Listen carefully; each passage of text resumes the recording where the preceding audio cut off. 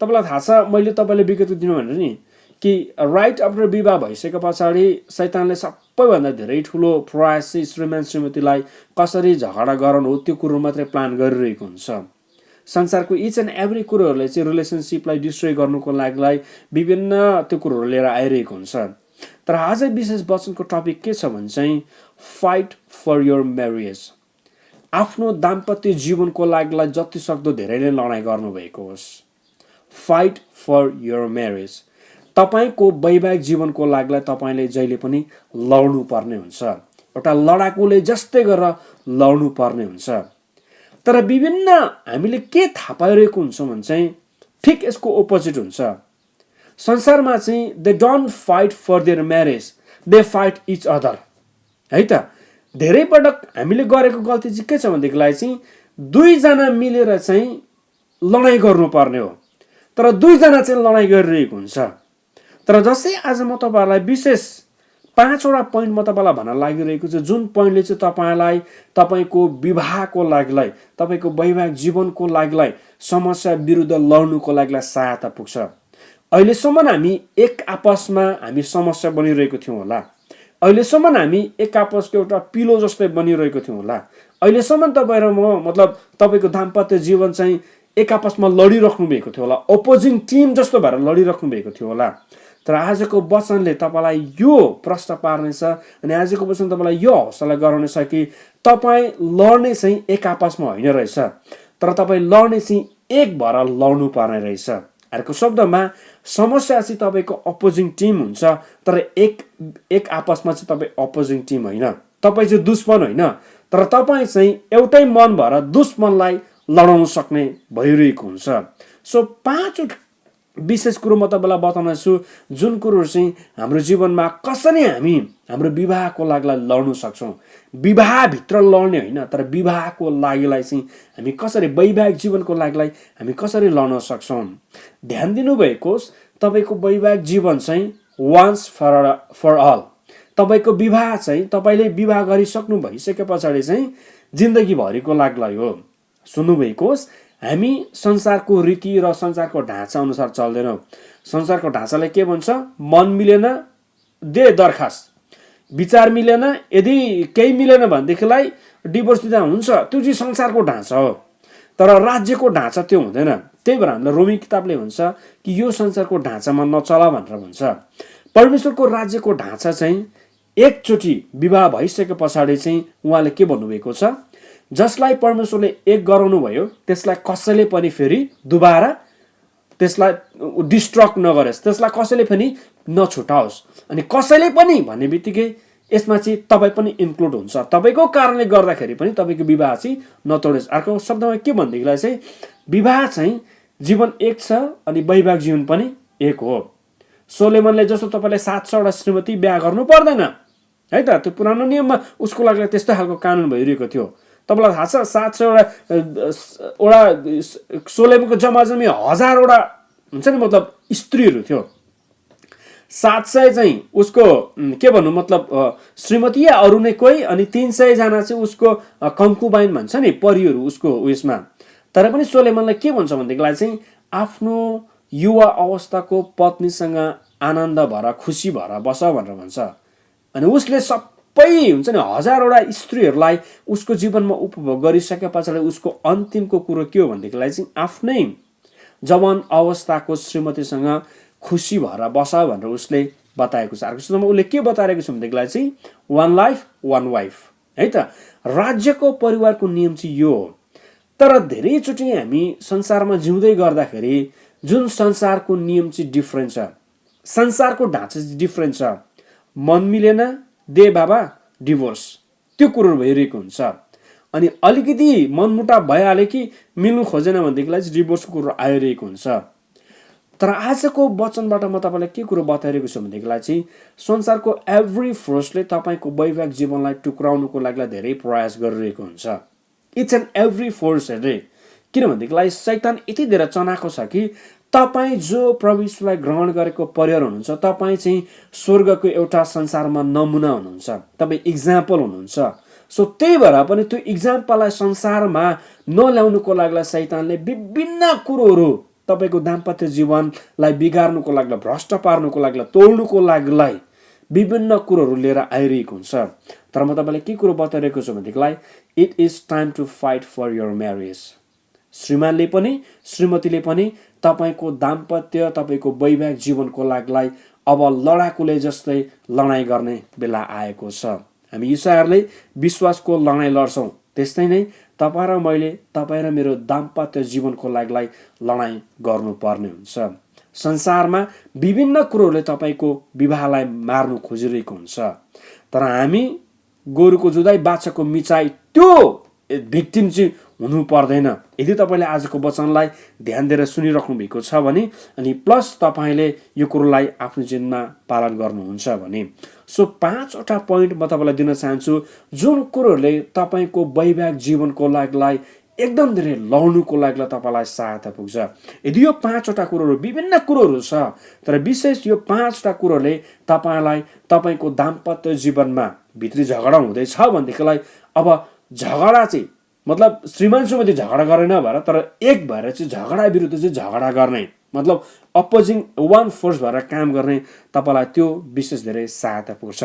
So number 1मा कसरी तपाईँले आफ्नो दाम्पत्य वैवाहिक जीवनको लागि कसरी लड्न सक्नुहुन्छ, तपाईँले आफ्नो दाम्पत्य जीवनलाई कसरी चाहिँ प्रोटेक्ट गर्न सक्नुहुन्छ भनेदेखिलाई चाहिँ नम्बर 1मा के छ भनेदेखिलाई ध्यान दिएर सुन्नु भएको होस्, परमेश्वर तपाईँको केन्द्रबिन्दु भएको होस्,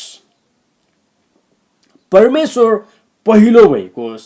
मैले पहिलो भन्ने शब्द ल्याएको थिएँ, फेरि पनि अवश्य परमेश्वरले पहिलो भन्दा पनि केन्द्रबिन्दु मिडल पर्सन भएको चाहनु हुँदो रहेछ है त।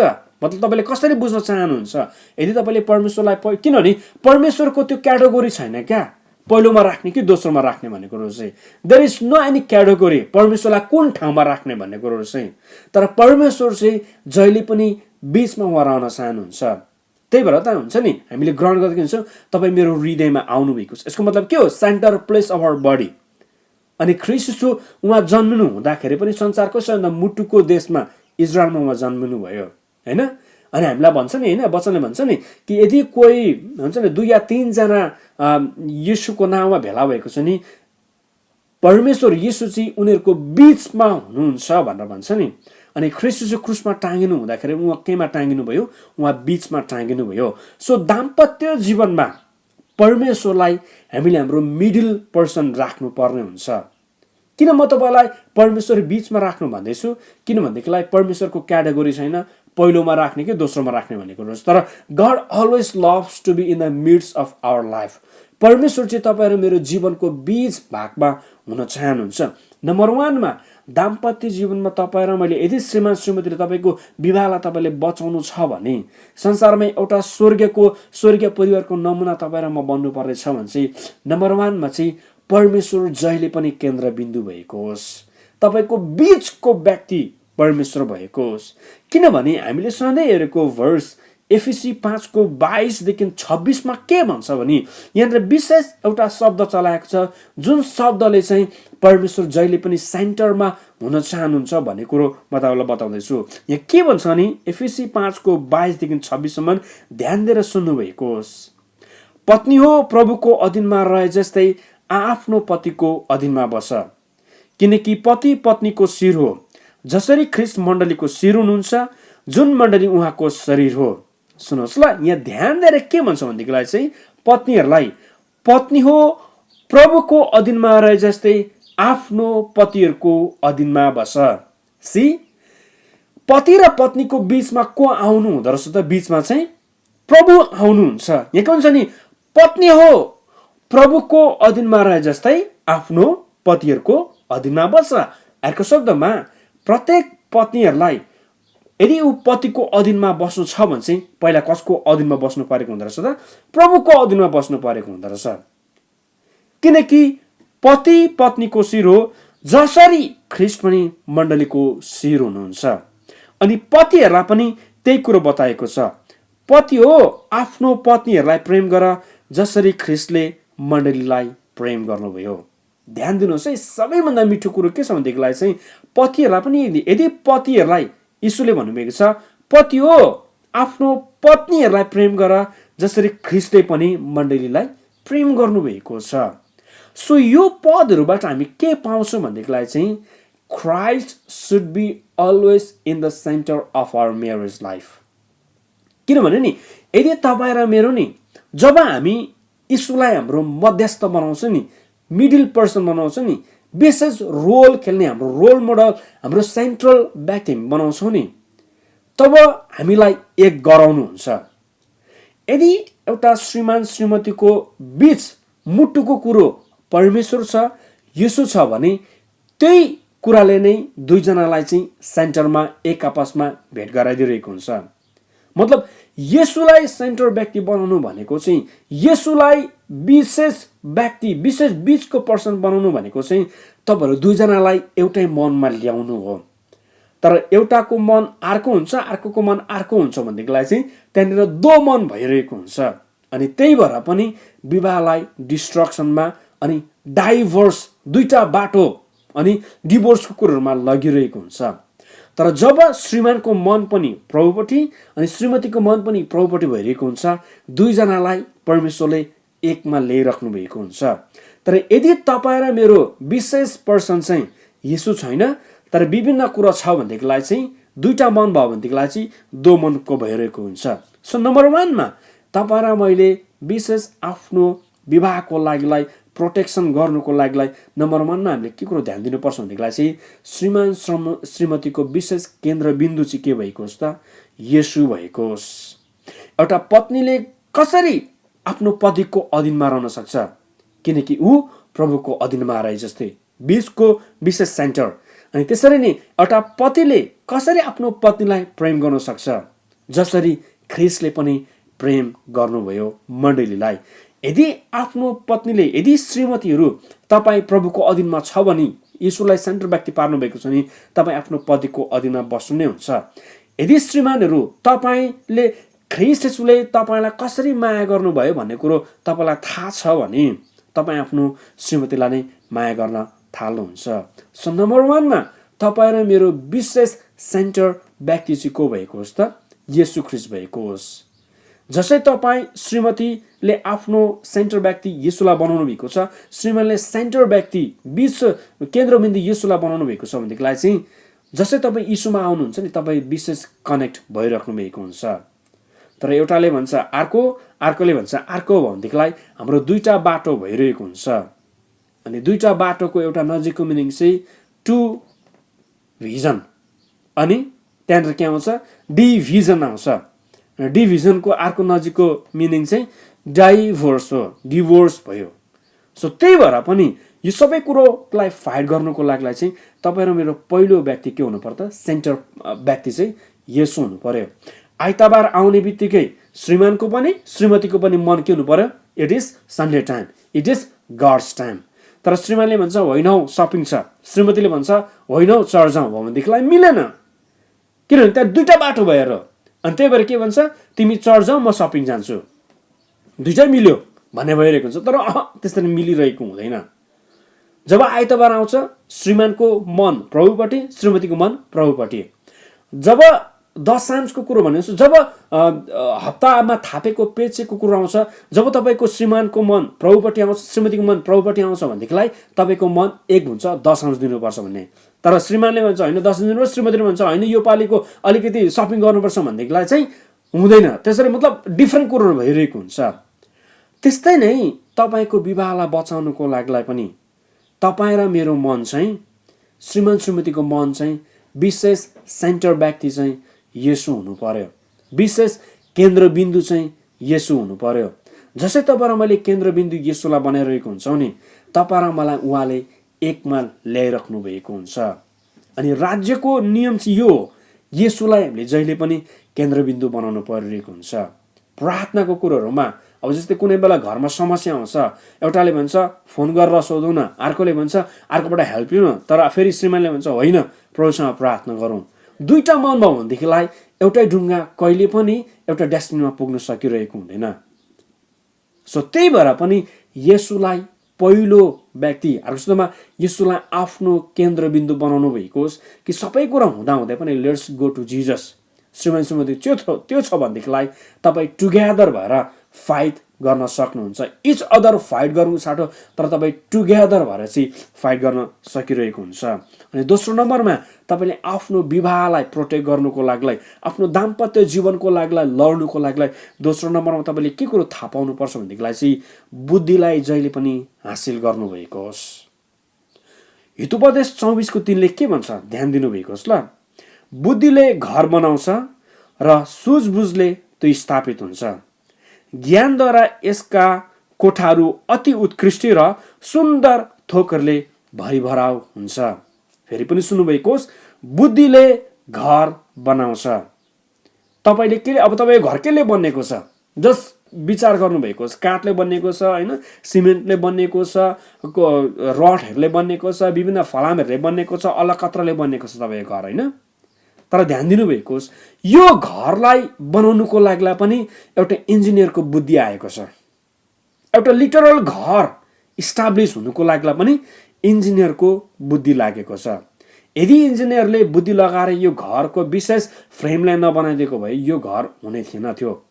त्यस्तै नै तपाईँको विशेष घर पनि नि, दाम्पत्य जीवनको घर नि बुद्धिको एकदम धेरै आवश्यक पर्छ। चलाकीपनको होइन है, तर के बुद्धिको आवश्यक पर्छ। अनि यो बुद्धि चाहिँ कहाँबाट आउँछ, यो ज्ञान चाहिँ कहाँबाट आउँछ भनेदेखिलाई चाहिँ परमेश्वरबाट नै आइरहेको हुन्छ, प्रभुको वचनबाट आइरहेको हुन्छ। त्यही भएर हितोपदेश फेरि 1:7 के भन्छ नि, परम प्रभुको भय नै ज्ञानको सुरुवात हो, तर मूर्खले बुद्धि र अनुशासनलाई तुच्छ ठान्दछ। बुद्धिले घर निर्माण हुन्छ।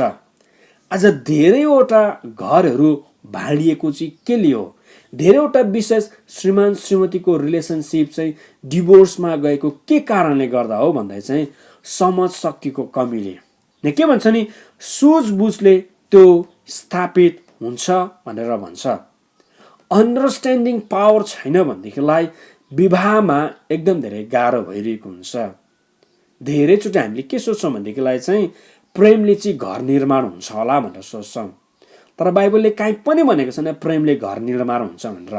तर प्रेम चाहिँ घर निर्माण भइसके पछाडि घरलाई कन्टिन्युस लाने एउटा विशेष माध्यम भइरहेको हुन्छ। तर यहाँ के भन्छौँ भने बुद्धिले घर निर्माण हुन्छ। त्यही भएर धेरैचोटि मानिसहरूले के भन्छ, विवाहमा आइसके पछाडि श्रीमान श्रीमती भइसके पछाडि बल्ल बुद्धि आउँदैछ भन्छ नि। अनि त्यो बुद्धिले चाहिँ आफ्नो नानीहरूलाई फेरि पनि त्यही गल्ती नगर्नुको लागि उनीहरूलाई चाहिँ सहायता पुगिरहेको हुन्छ। सो त्यही भएर तपाईँले तपाईँको वैवाहिक जीवनको लागि प्रोटेक्ट गर्नुको लागि चाहिँ बुद्धि एकदम धेरै हासिल गर्नु पर्यो। भनेको के हो, तपाईँले तपाईँको श्रीमतीलाई कसरी बुझ्न सक्नुहुन्छ त्यो बुद्धिहरू तपाईँले हासिल गर्नु पर्यो। श्रीमानलाई कसरी बुझ्ने त्यो बुद्धिहरू तपाईँले हासिल गर्नु पर्यो। छोराछोरीलाई कसरी रेज गर्ने त्यो बुद्धि तपाईँले हासिल गर्नु पर्यो। घर परिवारमा यदि अवस्था समस्या आउने परिस्थिति आउने बित्तिकै कसरी त्यसलाई सामना गर्नुपर्ने त्यो बुद्धि तपाईँले हासिल गर्नु पर्यो। विराम भइहाल्यो भनेदेखि कसरी टेककरी गर्ने त्यो बुद्धिलाई तपाईँले हासिल गर्नु पर्यो। कसरी मेरो परिवारलाई प्रोटेक्ट गर्ने त्यो बुद्धि तपाईँले हासिल गर्नु पर्यो। उमेरले कहिले पनि बुद्धि दिँदैन, तर बुद्धि चाहिँ परमप्रभुबाट नै आउँछ। जस्तै तपाईँले आजको वचनलाई सुनिराख्नु भएको छ नि, तपाईँले त्यो बुद्धिलाई प्राप्त गरिराख्नु भएको हुन्छ। तपाईँलाई थाहा छ अधिकांश परिवारहरू जो ब्याकस्लाइडेड भइरहेको परिवारहरू छ नि होइन, सङ्गतिविहीन भइरहेको परिवारहरू छ नि, त्यो परिवारहरूको बिचमा धेरै नै कोलाहलको कुरोहरू हुन्छ, स्पेसली दाम्पत्य जीवनहरूमा।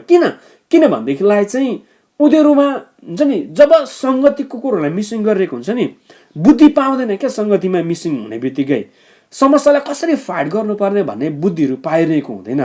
अनि बुद्धिको कमीले गर्दाखेरि पनि धेरै पटक घरमा परिवारमा छोराछोरी बिचमा इभन दाम्पत्य जीवनमा धेरैभन्दा धेरै ठुलो समस्याहरू आइरहेको हुन्छ।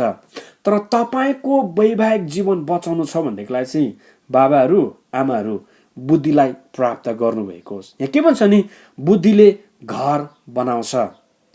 इभन तपाईँले हितोपदेशको किताबलाई पढ्दै गर्नुभयो भनेदेखिलाई चाहिँ वचनले के पनि भन्छ भनेदेखिलाई चाहिँ एउटा निर्बुद्धि स्त्रीले घरलाई बिगार्छ भनेर भन्छ, तर एउटा बुद्धिमती श्रीमतीले बुद्धिमान श्रीमानले चाहिँ घरलाई निर्माण गर्छ भनेर भन्छ। अनि सुझबुझ भनेको चाहिँ अन्डरस्ट्यान्डिङले त्यो स्थापित हुन्छ। ज्ञानहरूद्वारा त्यसका कोठाहरू र उत्कृष्ट सुन्दर थोकहरूले भरिभरा हुन्छ। तपाईँको कोठालाई विचार गर्नुभएको छ, तपाईँले केले सजाउनु भएको छ तपाईँको कोठालाई? खाट छ, टिभी छ, बेडरुम छ, विशेष सोफा छ, झ्यालहरू छ, मजाको पर्दाहरू छ, वालमा विशेष के फोटोहरूलाई सजाउनु भएको छ होइन? तपाईँको कोठालाई राम्रो देखिनुको लागि तपाईँले त्यति धेरै हुन्छ नि महँगो कुरो लगाएर तपाईँले सजाउनुहुन्छ भनेदेखिलाई तपाईँको वैवाहिक जीवनको, तपाईँको दाम्पत्य जीवनको कोठाहरू पनि यसरी सजाउनु भएको होस् कि ज्ञानहरूले सजाउनु भएको होस्। विशेष 3वटा कुरो यहाँ बताएको छ, बुद्धि, अन्डरस्ट्यान्डिङ, बुझाइ र ज्ञान। यो 3वटा विशेष कुरो तपाईँको जीवनमा छ भनेदेखिलाई एउटा घर निर्माण भइरहेको हुन्छ। तपाईँको दाम्पत्य जीवनको कोठाहरू तपाईँले विशेष ज्ञानहरूले भर्नुभएको होस् अनि तपाईँको जीवनमा त्यो कुरो छ भनेदेखिलाई तपाईँले आफ्नो दाम्पत्य जीवनको लागि, वैवाहिक जीवनको लागि तपाईँले फाइट गर्न सक्नुहुन्छ। के हुन्छ तपाईँको श्रीमानको विषयमा एउटा ल्याएर सुन्नु छ, के हो तिम्रो श्रीमान त फल्ना केटीसँग पुरा मस्किँदै गफ गरेछ भनेर तपाईँलाई कुरा लगाइदियो भने के हुन्छ? यदि ज्ञान र बुद्धि छैन भनेदेखिलाई अनि बुझाइ छैन भनेदेखिलाई उल्टो श्रीमानसँग लडाइँ गर्न थाल्छ। श्रीमतीको विषयमा तपाईँलाई त्यही भनिदिएको छ भनेदेखिलाई चाहिँ ज्ञान र बुझाइ छैन भनेदेखिलाई, बुद्धि छैन भनेदेखिलाई तपाईँ लडाइँ गर्न थाल्नुहुन्छ। तर बुद्धि छ भनेदेखिलाई चाहिँ अलिक साम्य भएर अनि मजाले एउटा बोलीमा पनि एउटा मिल्दो तरिकाले बताएर तपाईँ त्यो कुरोलाई छलफल गर्न सक्नुहुन्छ। तर बुद्धि छैन भनेदेखिलाई तपाईँको प्रेसरलाई अगाडि ल्याउन थाल्नुहुन्छ अनि रिसले त्यो कुरोको न्याय गर्न थाल्छ। तर बुद्धि छ भनेदेखिलाई घरलाई तपाईँले निर्माण गर्न सकिराख्नु भएको हुन्छ। अनि यो बुद्धि र ज्ञानलाई तपाईँले कसरी लिने? परमप्रभुको भय नै ज्ञानको सुरुवात हो। तर मूर्खले बुद्धि र अनुशासनलाई तुच्छ ठान्छ। कतिचोटि मैले तपाईँलाई वचन बोल्दै गर्दाखेरि अनुशासन लगाएको जस्तो हुन्छ भनेदेखिलाई एउटा बुद्धिमान मानिसले त्यो अनुशासनलाई लिन्छ। पास्टर बलले मलाई आज घोचेर भन्यो भन्ने हुँदैन, मलाई नै देखेर चाहिँ पास्टर बलले भन्ने हुँदैन। तर यदि तपाईँ बुद्धिमान हुनुहुन्छ भनेदेखिलाई तपाईँले मैले जे पनि परमेश्वरको वचनबाट यथार्थ र सत्य कुरो ल्याइरहेको हुन्छ तपाईँले त्यसलाई लिनुहुन्छ ताकि तपाईँको घर निर्माण होस् भन्ने कुरोलाई। नम्बर 3मा के छ भनेदेखिलाई यो जहिले पनि हामी गर्छौँ, त्यो चाहिँ के हो त? श्रीमान श्रीमतीमा यदि तपाईँको विवाहको लागि तपाईँले फाइट गर्नु छ भने तपाईँले यो 2टा शब्दलाई कहिले पनि नभन्नु भएको होस्। त्यो चाहिँ के हो त? जहिले र कहिलेको प्रयोग कहिले पनि नगर्नु भएको होस्। अब बुझ्नु भएन र म तपाईँलाई बताउँछु। तपाईँ त जहिले त्यस्तो गर्छौ, तिमी त कहिले पनि भनेको मान्दैनौ। यो जहिले र कहिलेको प्रयोग नि दाम्पत्य जीवनमा कहिले पनि नगर्नु भएको होस्। तपाईँ त जहिले पनि त्यस्तै छौ भनेको कहिले पनि मान्दैन भन्ने कुरो कहिले पनि प्रयोग नगर्नु भएको होस्। किनभने यो स्टेटमेन्ट नै गलत छ। अर्को शब्दमा जहिले र कहिले भन्ने बित्तिकै नै अगाडि गरेको कुरोहरूलाई नै सबै डिस्क्रेडिट गरिदिन्छ क्या। धेरैचोटि हामी यो वैवाहिक जीवनमा धेरै युज भइरहेको हुन्छ। के हुन्छ यदि तपाईँको श्रीमतीलाई हुन्छ नि तपाईँले एकचोटि मतलब एउटा केही काम गर्नुको लागि तपाईँले अराउनु भयो भनेदेखिलाई त्यो अवस्थामा उसको स्वास्थ्य अलिक ठिक नभएर म अहिले गर्दिनँ भन्यो भनेदेखिलाई तपाईँले भन्नुभयो तिमी त कहिले मैले भनेको मान्दैन भनेर भन्यो भनेदेखिलाई नि श्रीमतीले एकचोटि गरेको मतलब त्यो आज्ञा पालन छ भने पनि त्यो सबै कुरोलाई डिस्क्रेडिट गरिदिन्छ क्या। अनि के वाद विवाद सुरु हुन थाल्छ त्यहाँभित्र, विवाहमा अनि के झगडा सुरु हुन थाल्छ। मैले कहिले पनि गरेको छु तपाईँले भनेको भनेर त्यहाँबाट के मनमुटावको कुरोहरू सुरु हुन थाल्छ। श्रीमानहरू श्रीमतीहरू जहिले पनि विचार गर्नुभएको होस्, कुनै कुरो यदि तपाईँले भनेको जस्तो वैवाहिक जीवनमा भएको छैन भनेदेखिलाई श्रीमतीलाई झुकेर पनि यसो नभन्नुभएको होस्, तिमी त जहिले यस्तो गर्छौ, तिमीले त मैले भनेको कहिले मान्दैनौ। यो जहिले र कहिले भन्ने वर्ड चाहिँ कहिले पनि युज नगर्नु भएको होस्। इभन मैले यो भन्नुको लागि यो जहिले र कहिले कहिले पनि युज नगरोस् भन्नुको लागि फेरि मैले कहिले नै भन्ने शब्दलाई प्रयोग गर्नु परिरहेको छ। तर सुन्नुभएको होस्, तपाईँले भनेको नमान्दा तपाईँले भनेको जस्तो नहुँदाखेरि यो जहिले तिमी त जहिले त्यस्तो छौ, तिमीले त जहिले कहिले पनि मान्दैनौ भन्ने कुरो कहिले पनि प्रयोग नगर्नु भएको होस्। त्यसले के देखाउँछ भनेदेखिलाई चाहिँ यसको मतलब मैले अगाडि गरेको कुरोहरू चाहिँ तिमीले भुल्यौ भन्ने कुरोहरू भइरहेको हुन्छ। त्यो सबै कुरो भुलिदिएको जस्तो हुन्छ। के हुन्छ तपाईँले एकचोटि मतलब धन्दा गर्नु भएन अनि श्रीमानले हुन्छ तिमीले त कहिले पनि गर्दैनौ भन्यो भनेदेखिलाई अहिलेसम्म चाहिँ झगडा सुरु भइहाल्छ नि, तपाईँलाई थाहा छ नि होइन? त्यसो भए अहिलेसम्म चाहिँ कसले गरिरहेको छ? अनि थाहा हुन्छ, अनि हुन्छ नि सासू ससुरा अनि अर्को परिवार भेला तिम्रो बाउले गरिदिएको छ, तिम्रो आमाले गरिदिएको छ, त्यो सबै कुरो आइहाल्छ। के को कारणले? यो जहिले र कहिलेको कारणले गर्दाखेरि। सो दाम्पत्य जीवनमा यो जहिले र कहिले पनि युज नगर्नु भएको होस्। बुढाले भनेको मानेको छैन, तपाईँ त जहिले यस्तै गर्छ नभन्नु भएको होस्। किनभनेदेखिलाई 1000 चोटिमा एकचोटि गरेको छ भनेदेखिलाई पनि तपाईँको स्टेटमेन्ट गलत हुन्छ। एकचोटि त गरेको छ नि त, जहिले त होइन रहेछ नि, नेभर त होइन रहेछ नि त। सो धेरै झगडा कसरी उत्पन्न हुन्छ? जब श्रीमान या श्रीमतीले भन्छ तिमी त जहिले यस्तो हो, तपाईँ त जहिले यस्तो हुन्छ, कहिले भनेको मान्दैन।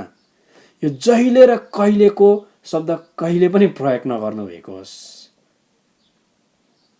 त्यो कारणले गर्दा तपाईँ आफ्नो झगडा हुनुबाट विवाहलाई तपाईँले प्रोटेक्ट गरिराख्नु भएको हुन्छ, बचाइराख्नु भएको हुन्छ।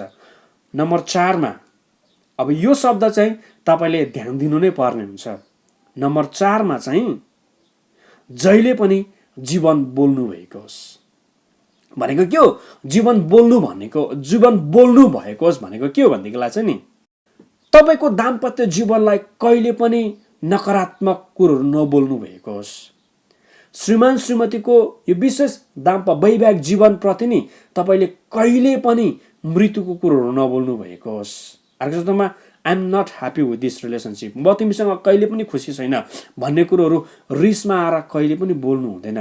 धेरैचोटि हामीले हुन्छ नि खेलाचीमा होइन, रेला ठट्टामा कतिवटा कुरोहरू गफहरू गर्छौँ नि होइन, अलिकति श्रीमान श्रीमती बिचमा कोलाहाल अलिकति झगडा हुन थाले भनेदेखिलाई हामी के भन्छौँ हुन्छ नि, मतलब फल्नाको जस्तो श्रीमान त म छैन नि, फल्नाको जस्तो श्रीमती त म छैन नि भनेर अरूलाई अब हामी डाँस्न थाल्छौँ होइन। त्यसले के ल्याउँछ भनेदेखिलाई चाहिँ नि त्यसले चाहिँ नि अरूको प्रब्लम पनि तपाईँको बिचमा ल्याइरहेको हुन्छ। लेट्स इक्जाम्पल है त, इक्जाम्पल ध्यान दिनुभएको होस्। बिचमा केही झगडा हुन थाल्यो भनेदेखिलाई हामीले हुन्छ नि रिसको बेलामा यता जिस्केर अब त अर्कै हेर्नु पर्ला हो भनेर भन्छौँ नि। यो चाहिँ नि तपाईँको दाम्पत्य जीवनमा नि मृत्यु बोल्नु भएको तपाईँले।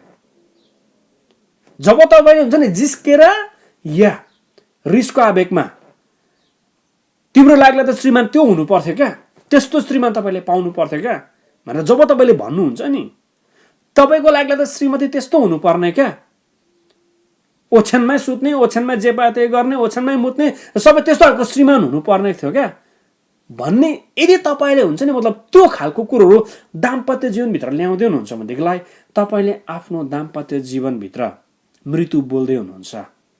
अनि धेरैचोटि झगडा गर्दाखेरि हामीले झुकेर पनि एउटा शब्द कहिले पनि नबोल्नु भएको होस्, म तपाईँलाई डिभोर्स दिन्छु भनेर कहिले पनि never ever say that word. किनभनेदेखिलाई त्यो शब्द चाहिँ तपाईँको वैवाहिक जीवनमा तपाईँले मृत्युको कुरोहरू ल्याइराख्नु भएको हुन्छ। अनि हामी नेपाली समाजमा अलि हाँसी मजाक गरेर जिस्किन्छौँ, के जिस्किन्छौँ, अब त साली पो ताक्नु पर्ला भनेर जिस्किन्छौँ नि होइन, साली कसको ज्वाइँको भनेर जिस्किन्छौँ नि होइन। यो कुरोले चाहिँ नि मृत्यु ल्याइरहेको हुन्छ तपाईँको वैवाहिक जीवनभित्र। झुकेर पनि जिस्केर पनि भुलेर पनि रिसको झाँकमा हुन्छ कि के गरेर हुन्छ, मृत्युलाई कहिले पनि तपाईँको जीवन तपाईँको वैवाहिक जीवनभित्र कहिले पनि नबोल्नु भएको होस्। यो भनेको चाहिँ नि तपाईँको घरभित्र तपाईँले बमलाई फिट गर्नु जस्तो हो। ब्लास्ट भयो भने के हुन्छ, तपाईँ स्वयं नै स्वाह भइरहेको हुन्छ। दाम्पत्य जीवनमा झगडा हुन्छ होइन, कहिलेकाहीँ ठाटा ठुटुक हुन्छ।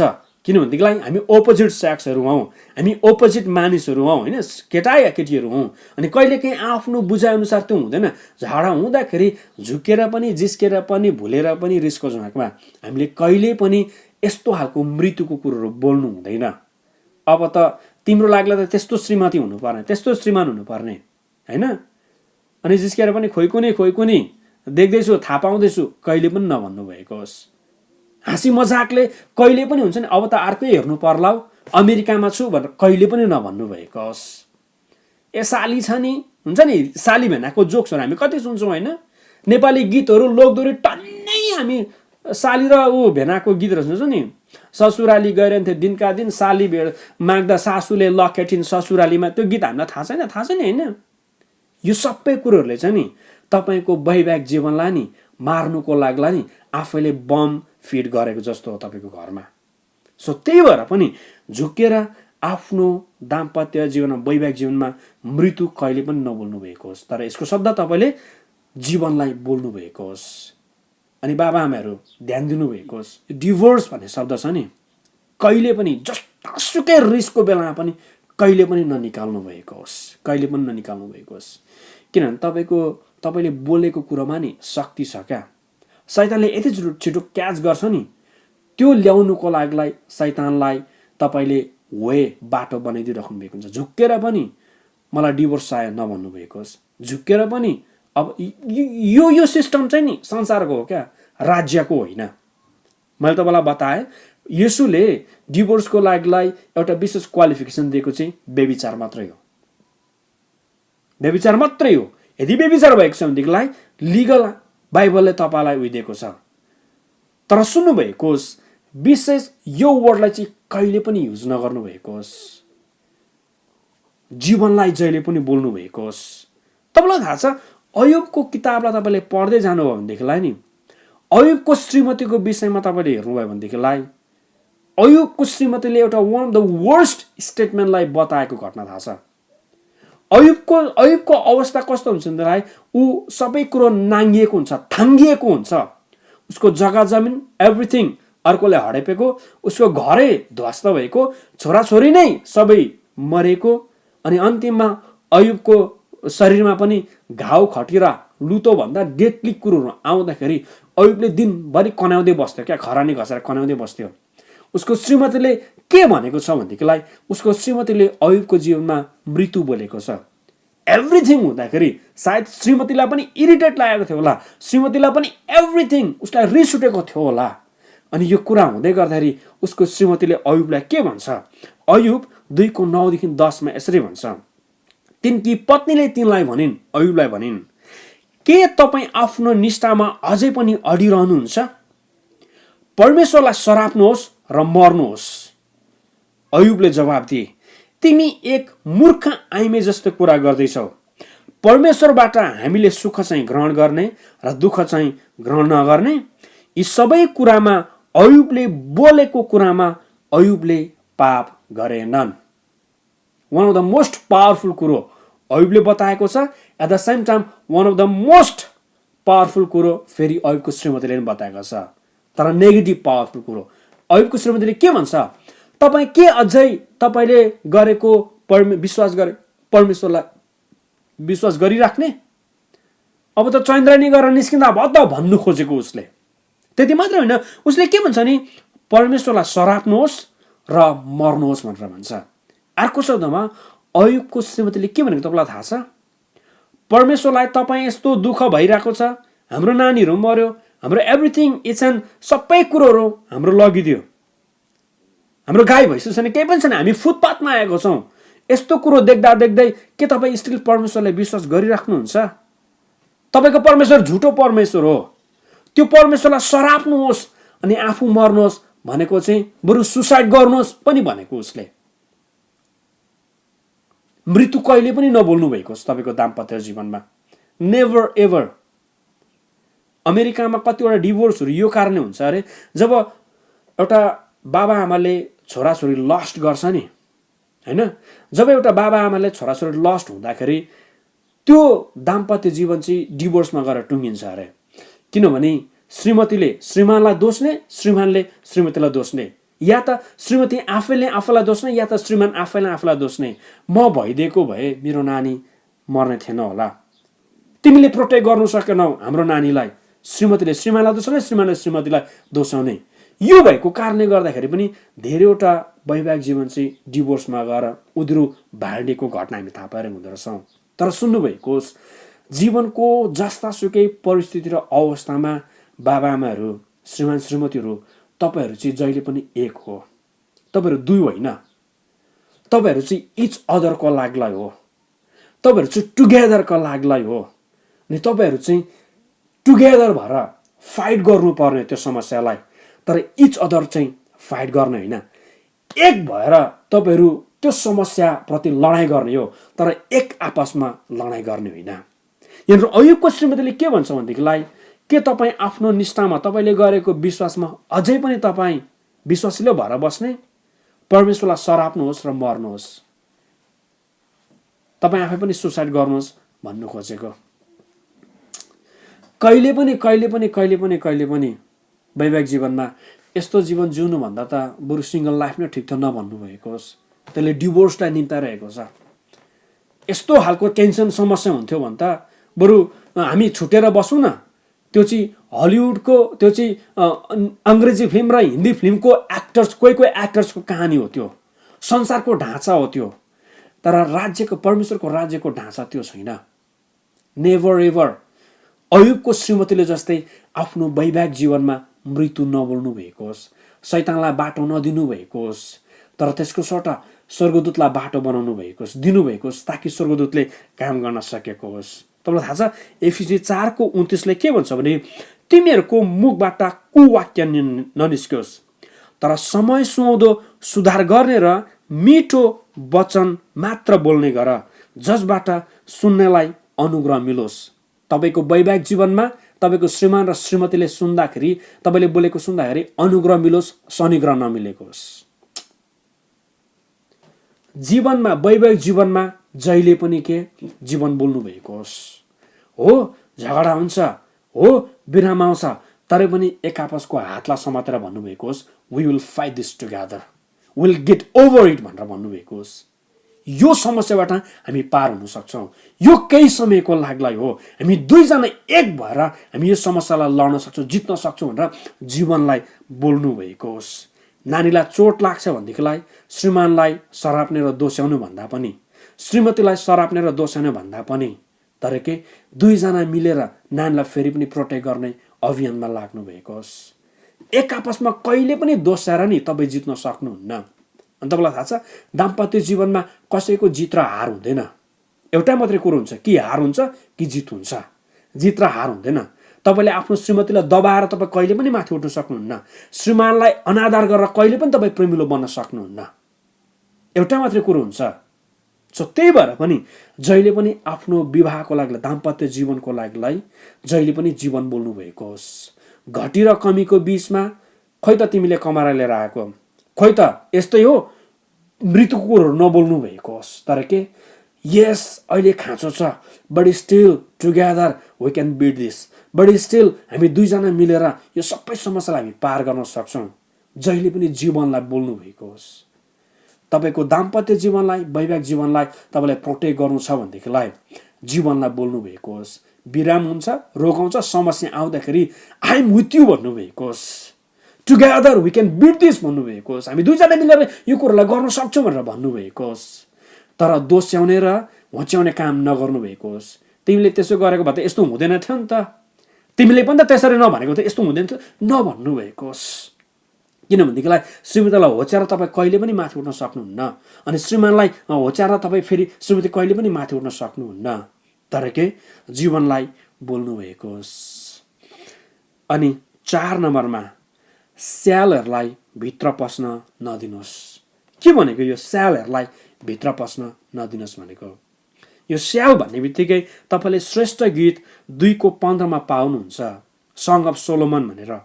के भनेको यो स्यालहरूलाई तपाईँको वैवाहिक जीवनभित्र पस्न नदिनुहोस् भनेर मैले के भन्दैछु भनेदेखिलाई नि, पहिले यो वचनलाई हेर्नु भएको होस्। श्रेष्ठ गीत 2:15 हाम्रो निम्ति फ्याउराहरू समातिदेऊ, ती ससाना फ्याउराहरू जसले दाखबारी बिगार्दछन्, भर्खरै पलाएको हाम्रो दाखबारी। दाखबारी चाहिँ तपाईँको दाम्पत्य जीवन हो। श्रेष्ठ गीत चाहिँ एउटा हुन्छ नि, श्रीमान श्रीमती बीचको प्रेमलाई पनि दर्शाएको छ। एट द सेम टाइम ख्रिस्टले मण्डलीलाई कसरी प्रेम गर्नुभएको छ भन्ने कुरो दर्शाएको छ। श्रेष्ठ गीत चाहिँ यो कविता हो है त। अब नेपालीमा कविता जस्तै देखिँदैन, तर हिब्रू भाषाको यो श्रेष्ठ सङ अफ सोलोमन चाहिँ यो चाहिँ द बुक अफ पोएम भनेर हामी सुन्दछौँ। सोलोमनले आफ्नो श्रीमतीप्रति भावुक भएर लेखेको रोमान्टिकनेसको कुरोहरू यहाँनिर थाहा पाइरहेको हुँदछौँ। अनि तपाईँलाई श्रेष्ठ गीत पढ्दै लाँदाखेरि तपाईँलाई छाडा लाग्न थाल्छ, होइन? तपाईँले पढ्नु भएको छ नि, तपाईँलाई थाहा हुन्छ। श्रेष्ठ गीत पढ्दै लाँदाखेरि यो साहित्यिक टाइपमा छ, पोएटिक टाइपमा छ यो बुक चाहिँ। अनि यहाँनिर यो 2:15 आएर सोलोमनले के भन्छ भने, हाम्रा निम्ति फ्याउराहरू समातिदेऊ, यी ससाना फ्याउराहरू जसले दागबारी बिगार्दछन्। तपाईको दागबारी तपाईको दाम्पत्य जीवन हो भनेको चाहिँ नि तपाईको विशेष जुन कोठा बेडरुम छ नि तपाईँ सडकको मान्छेहरू ल्याएर राख्नुहुन्न क्या त्यो चाहिँ के हो त सेक्रेट हो त्यो चाहिँ तपाईँको कोठा चाहिँ छुट्याइएको कोठा हो हैन त्यस्तै नै तपाईँको दाम्पत्य जीवनभित्र चाहिँ विभिन्न फ्याउराहरू पस्नु दिनु हुँदैन फ्याउरा भन्ने बित्तिकै स्यालहरू हैन स्यालको बच्चाहरू त्यसले चाहिँ दागबारीलाई नष्ट गरिदिन्छ दागबारी भनेको अङ्गुरहरूलाई त्यसले खाइदिन्छ अङ्गुरबाट पाइने विशेष त्यो फलहरूलाई खाइदिन्छ दाम्पत्य जीवनमा पनि तपाईँको विशेष जुन त्यो जुन कभनेन्ट छ नि हैन त्यो जुन रिलेसनसिप छ नि तपाईँ श्रीमान र श्रीमती बीचमा हो त्यो रिलेसनसिपमा चाहिँ कोही पनि आउनु हुँदैन क्या कुनै पनि समस्या पसाउनु हुँदैन कुनै पनि हुन्छ नि सेकेन्ड पर्सन थर्ड पर्सन ल्याउनु हुँदैन त्यो भित्र चाहिँ सो त्यही भएर यदि तपाईँ र मैले हाम्रो विवाहलाई हाम्रो वैवाहिक जीवनलाई दाम्पत्य जीवनलाई प्रोटेक्ट गर्ने हो लडाइँ गर्ने हो भनेदेखिलाई तपाईँको विशेष यो तपाईँको जुन यो कभनेन्ट छ नि जुन यो रिलेसनसिप छ नि यो भित्र नि संसारको कुरोहरू तपाईँले ल्याउनु दिनु हुँदैन स्यालहरू पस्नु दिनु हुँदैन धेरैचोटि तपाईँ र मैले कसरी स्यालहरू पस्न दिन्छौँ तपाईँलाई थाहा छ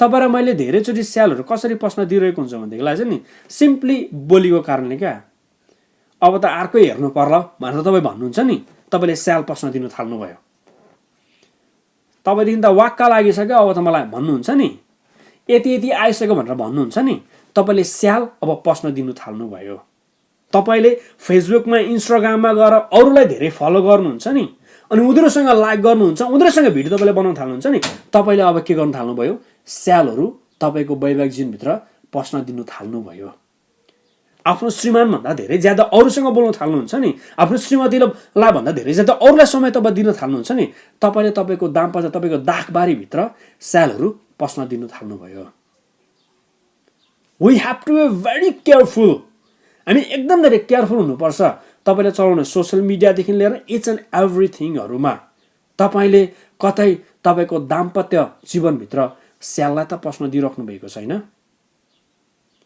तपाईँ श्रीमान श्रीमती बीचको जुन गोप्य कुरो सिक्रेट कुरोहरू हुन्छ नि यदि अरूको बीचमा तपाईँले हुन्छ नि मतलब संसारलाई तपाईँले रिलिज गर्दै हुनुहुन्छ भनेदेखिलाई तपाईँले अब स्यालहरू भित्र पस्ने विशेष ठुलो बाटो दिइराख्नु भएको हुन्छ तर तपाईँको दाम्पत्य जीवन बनाउनु छ भनेदेखिलाई तपाईँले स्यालहरूलाई भित्र पस्नु दिनु हुँदैन स्याल मिनिङ विभिन्न संसारको विभिन्न ढाँचाहरू रीतिहरू थितिहरू तपाईँको गाडी बिग्रियो भनेदेखिलाई लयरलाई दिनु हुँदैन तपाईँले बनाउनुको लागि गाडी मेकानिकमा लानुहुन्छ तर धेरैचोटि हामीले गरेको गल्ती के हुन्छ श्रीमान श्रीमतीमा अलिकति झगडा हुने बित्तिकै हामी कहाँ लान्छौँ परमेश्वरकोमा लानुभन्दा अगाडि हामी संसारलाई सुनाउँछौँ क्या कसरी फेसबुकबाट युट्युबबाट इन्स्टाग्रामबाट के चलाउनुहुन्छ टिकटकबाट त्यो चाहिँ के हो त तपाईँले आफ्नो जीवनमा वैवाहिक जीवनमा चाहिँ स्यालहरू भित्र पस्नु दिएको न डोन्ट डु द्याट त्यो नगर्नु भएको होस् त्यसो गर्दाखेरि नि अघि मैले तपाईँलाई भने नि तपाईँले आफ्नो घरमा बम विस्फोट गराउँदै हुनुहुन्छ क्या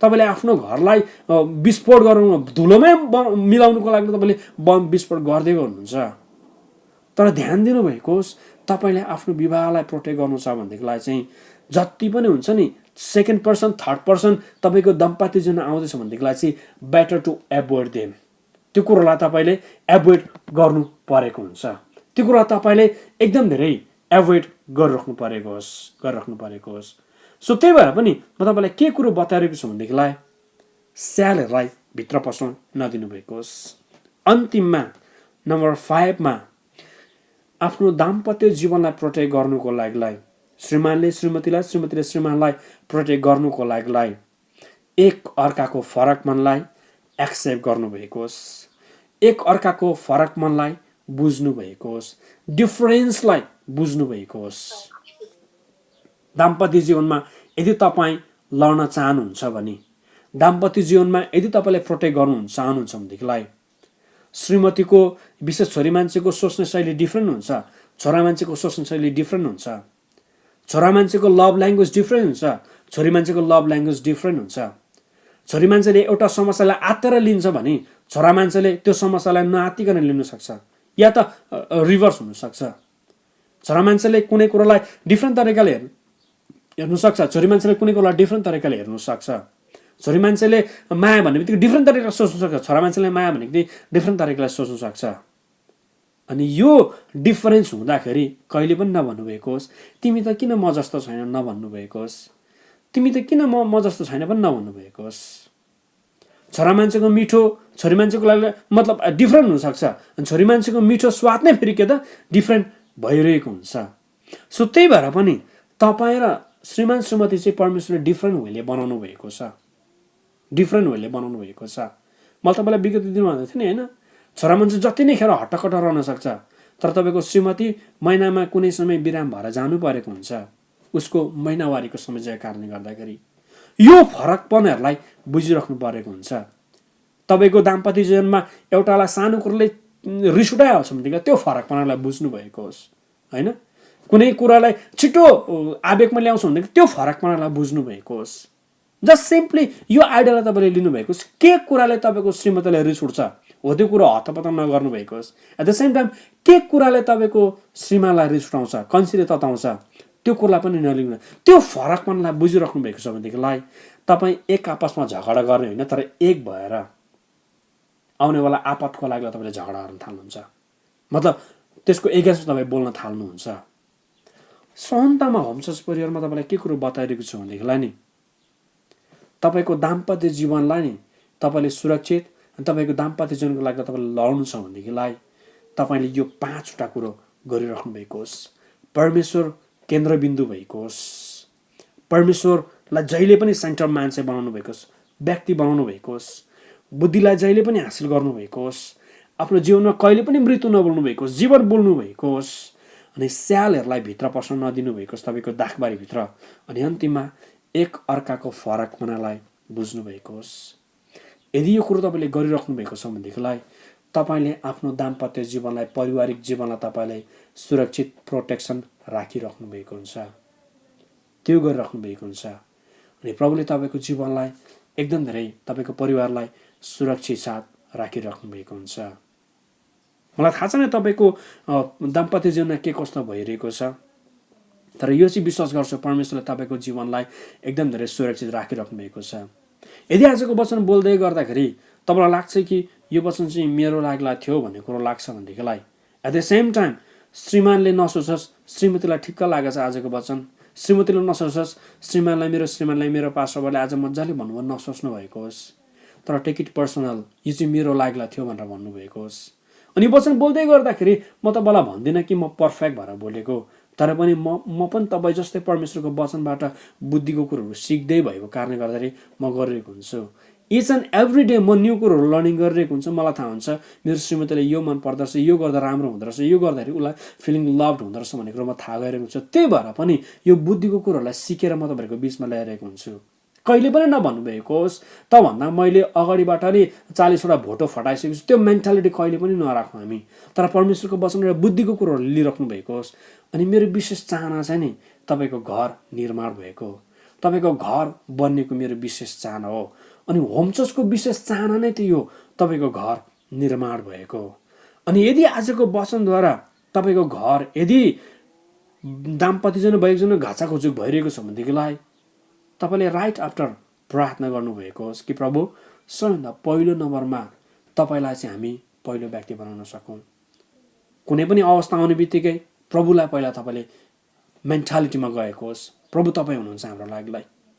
कामको कमाइ आउने बित्तिकै एक्सपेन्सेस होइन, तर के प्रभु भन्ने बित्तिकै दशंश कुरो आइरहेको हुन्छ। समस्या झगडा आउने बित्तिकै परमेश्वरको वचन प्रभु आइरहेको हुन्छ। एउटाले अर्कोलाई तान्ने होइन, तर दुईजनै सँगै गएर चाहिँ प्रभुको नजिकमा जाने प्रयास गरिराख्नु भएको होस्। यसो गर्नाले नि आउनेवाला एभ्रिथिङ फोर्सेसहरूलाई नि तपाईँले रोक्न सकिराख्नु भएको हुन्छ। अनि तपाईँले तपाईँको छोराछोरीको लागिलाई एउटा स्वर्गको नमुनाको श्रीमान श्रीमती कस्तो हुनुपर्छ भन्ने कुरो तपाईँले बिल्डअप गरिराख्नु भएको हुन्छ। आउनुहोस् म तपाईँको लागि प्रार्थना गरिदिनेछु अनि आजको वचनबाट म तपाईँहरूलाई एन्डिङ गराउन लागिरहेको छु। प्रभु म तपाईँलाई धन्यवाद भन्छु।